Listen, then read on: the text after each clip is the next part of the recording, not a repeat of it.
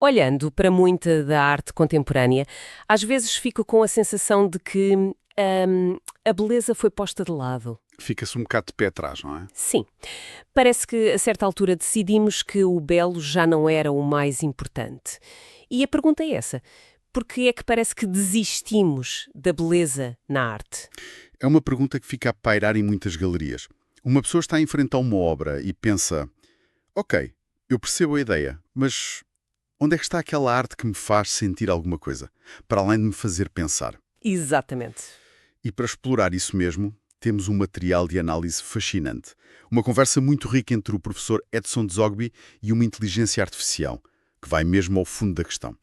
E a nossa missão hoje é, pegar nesta troca de ideias para perceber as grandes mudanças no conceito de beleza, esta aparente divisão no mundo da arte e, claro, o mundo às vezes absurdo do seu valor em dinheiro. Prepara-te, porque esta viagem vai da harmonia da Grécia Antiga até, literalmente, uma banana colada a uma parede com fita cola. O percurso promete. Ok, vamos a isso? A primeira grande ideia que a fonte nos lança é que se calhar não houve bem uma desistência da beleza. Exato, foi mais uma expansão do conceito. Como se a palavra belo de repente ficasse muito maior. É um ótimo ponto de partida. A conversa mostra bem que houve uma mudança de paradigma. Na arte clássica, com a influência de Platão, de Aristóteles, a beleza era uma coisa objetiva, Quase matemática. quase matemática, ligada à harmonia, à proporção, à perfeição. Havia uma verdade universal no que era belo, certo? Mas depois penso nos impressionistas, por exemplo. Eles não estavam a rejeitar a beleza. Não de todo. Estavam a procurá-la noutro sítio, nos momentos, na luz, na atmosfera. Foi aí que a porta se começou a abrir para outras definições. Precisamente. Aí é que está a viragem. O impressionismo e logo a seguir o expressionismo mudaram o foco do objeto para a experiência subjetiva, Para a emoção do artista. para a emoção, para a percepção dele. A beleza já não estava só na forma perfeita, mas na autenticidade daquela emoção. A pincelada que se vê, a cor que não é real, tudo isso passou a ser uma nova forma de beleza. Mas ainda assim, ainda se procurava algo esteticamente agradável. A grande ruptura, a que nos leva à arte que hoje nos deixa mais confusos, veio depois. Sim, a viragem a sério acontece no século XX. Movimentos como o dadaísmo e o surrealismo, eles não aparecem do nada. Claro. Foi uma resposta quase visceral ao trauma das guerras mundiais. Para muitos artistas, continuar a pintar paisagens bonitas parecia Uma mentira. uma mentira, uma negação da realidade brutal que eles estavam a viver. Quase como se insistir na beleza tradicional fosse um insulto à dor de toda a gente. Exatamente. E é aqui que a coisa fica mesmo interessante. É neste contexto de desilusão que surge a obra que a fonte usa como exemplo principal desta ruptura. A fonte de Marcel Duchamp. O famoso urinol. O famoso urinol. E o golpe de gênio de Duchamp foi perceber que, ao pôr aquele objeto industrial numa galeria, ele não estava a dizer que um urinol era bonito. Não. Ele estava a arrebentar com a própria pergunta. A questão deixou de ser isto é belo para passar a ser o que é a arte. E pronto, aí a ideia passou a ser mais importante que o objeto. Exatamente. O conceito passou a valer mais do que a estética. O foco mudou do belo para o provocador, para o intelectual. Então, se a arte já não precisa de ser bela e uma ideia pode ser mais importante do que a sua execução, isto cria uma espécie de encruzilhada, não é? É isso mesmo. Parece que a arte se dividiu em dois caminhos muito diferentes a partir daí. E essa é precisamente a tese central que o professor Zogby apresenta. Ele diz que, desde então, a arte se desenvolveu em duas grandes vias, quase opostas na sua intenção. Ele chama-lhes arte atemporal e arte momentânea. Gosto da distinção. Vamos explorar isso. Arte atemporal soma algo que quer viver para sempre. E essa é a sua missão. Quer dizer, o seu propósito é mesmo transcender o tempo e a cultura. É arte que fala de temas universais. Amor, morte, espiritualidade. E falo de uma forma que continua a dizer-nos alguma coisa séculos depois. A fonte dá exemplos perfeitos. O Pártano, as esculturas de Miguel Ângelo, a Nona Sinfonia de Beethoven. A função disto é enriquecer, elevar o espírito. Criar um sentimento de comunhão. Isso mesmo. Por outro lado, a arte momentânea parece ser o exato oposto. O foco não é o eterno, é o agora. Exatamente. O seu propósito é ser um comentário sobre o presente. É reacionária, por vezes política, muitas vezes, agressiva na mensagem. Quer chocar. Quer chocar, quer criticar, quer acordar as pessoas para um problema do hoje. Pensa no dadaísmo, no grafite de intervenção, em muitas instalações contemporâneas. Elas existem para gerar uma reação imediata. Mas essa divisão entre atemporal e momentânea não é um bocadinho rígida? O grafite, por exemplo, começou como algo puramente momentâneo. Sim, um ato efêmero. Exato, mas hoje uma obra do Banksy é retirada de uma parede com todo o cuidado, vendida por milhões e vai para um museu. Será que uma obra não pode começar num caminho e com o tempo passar para o outro? Essa é uma excelente provocação. E toca no ponto fundamental. A fonte argumenta que o que realmente distingue as duas vias, o que determina se uma obra tem ou não potencial para se tornar atemporal, não é o tema. Então é o quê? É um fator decisivo, o domínio técnico do artista. Ah, a técnica. A velha questão do isto até o meu filho de 5 anos fazia. Exatamente essa. A conversa sublinha que a arte atemporal, para ter aquela profundidade, exige um domínio técnico magistral. Que leva anos. Anos, às vezes décadas de estudo e prática. A técnica não é só um meio, é parte da linguagem. É o que permite ao artista encher a obra de camadas de significado que podem ser redescobertas geração após geração. Lembro-me daquela frase de Miguel Ângelo que a fonte cita: se as pessoas soubessem o trabalho que isto deu, não achariam que foi tão fácil. É isso mesmo. Há uma profundidade na mestria que não se consegue fingir. E é isso que lhe dá durabilidade. Por outro lado, muita da arte momentânea, como se foca no impacto da ideia, muitas vezes até rejeita de propósito a técnica tradicional. O conceito é rei. O conceito é rei. E para isto ficar mesmo claro, a fonte usa um exemplo brilhante, que é comparar duas obras do mesmo artista, Salvador Dalí. Isto é genial. É a comparação perfeita, porque mostra um artista a jogar nos dois campos. De um lado, temos a persistência da memória. Os relógios a derreter. Os famosos relógios. Esta obra tem os ingredientes todos da arte atemporal. Uma técnica de pintura a óleo sublime.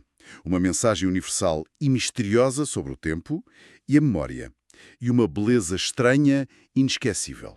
A fonte diz, e bem, que tem uma qualidade intrínseca permanente.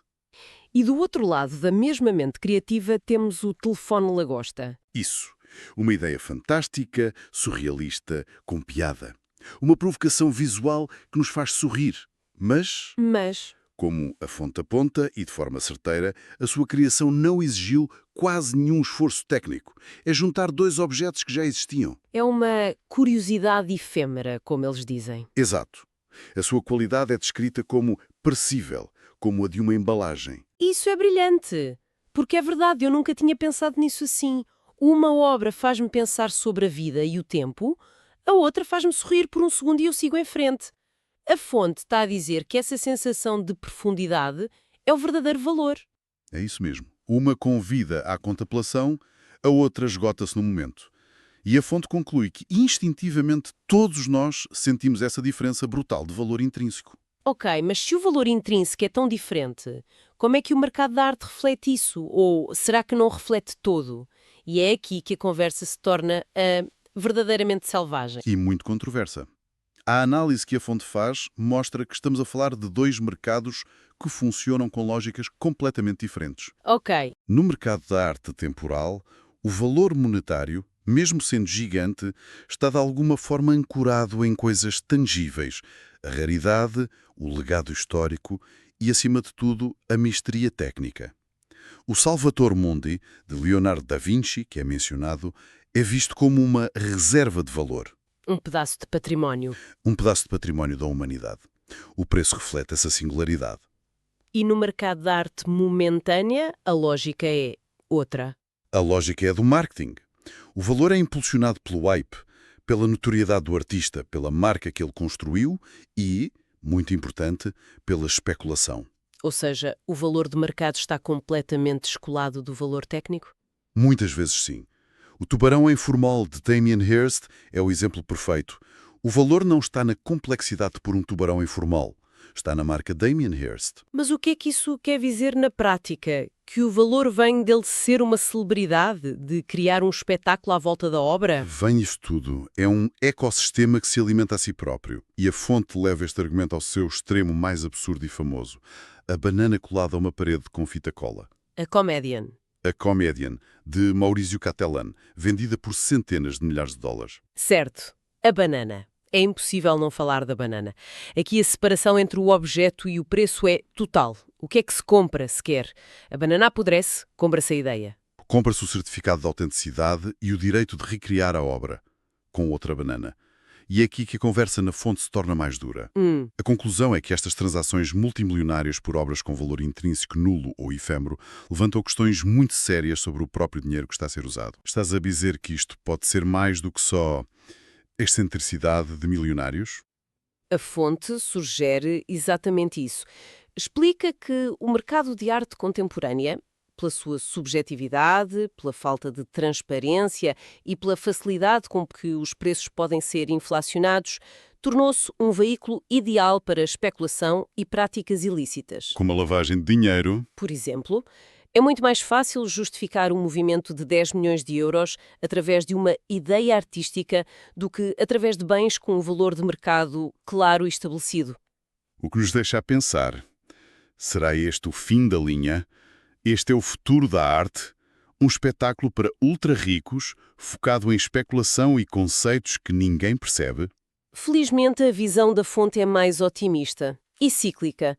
Descreve a situação atual de forma muito ácida, como uma fase do irrelevante financeiramente interessante. Gosto disso. A perspectiva é que isto não é o destino final, mas apenas um período, se calhar, um bocado cadente na longa história da arte. E é aqui que surge aquela metáfora fantástica da espiral cônica ascendente.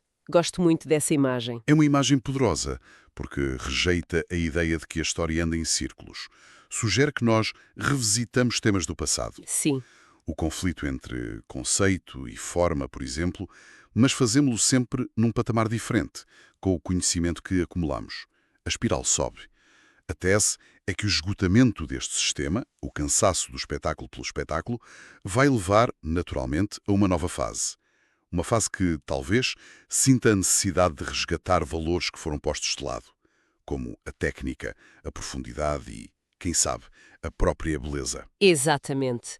Um regresso a uma arte com mais substância. A fonte termina com uma última pergunta que me parece fundamental.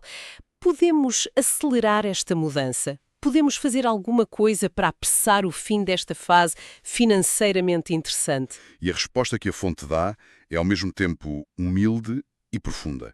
A conclusão é que a arte de valor atemporal não se fabrica, não se encomenda. Não podemos pedir um novo Miguel Ângelo? Não podemos forçar um novo Beethoven.